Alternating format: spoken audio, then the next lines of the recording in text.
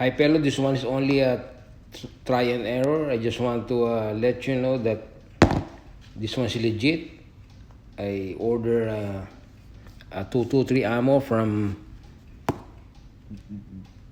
the store Battlehawk Armory, and I just received today. I ordered, I think, for the past 3 days. I already received it. They're very quick delivery.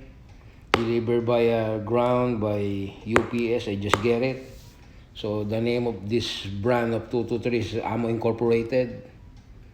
So use this one if you want to, but it's legit. So I received the item. So let's open this one.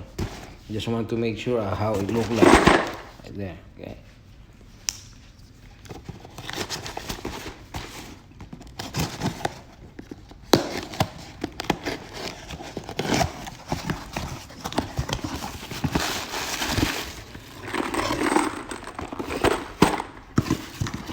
So first, this one is the receipt from Battlehawk Armory. And let's open this one so that we can see it if it is nice ammo or not.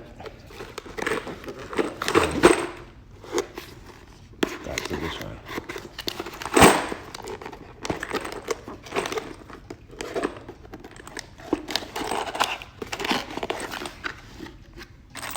So here we go.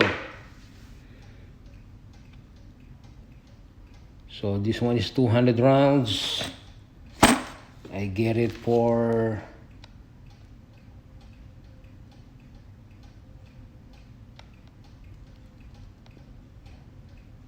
I repeat, for that Blackhawk Armory. It look like a quality 223s. Okay, I'm satisfied this one. Hopefully this one there's a positive when I used it to shoot my rifle 223, the AR type. Alright, and have a wonderful day and see you next time. Thanks for watching. Please subscribe to my channel. So I repeat, this one's legit. If you want, you can order it. Sometimes it's free shipping. So it depends. It depends that deal you get. All right, bye bye. So before I shut it down, I give you a close-up look. This box. So they have some warning in the back. The good thing with this one is made from the USA. So hyper clean technology, shoot more, clean less, engineered for maximum reliability, ultimate accuracy.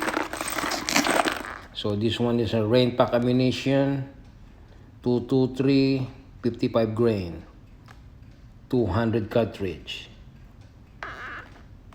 So I'm not part of this company. I just give this one a try, but I get it in I think 3 to 4 days. All right, that's it. Bye bye again.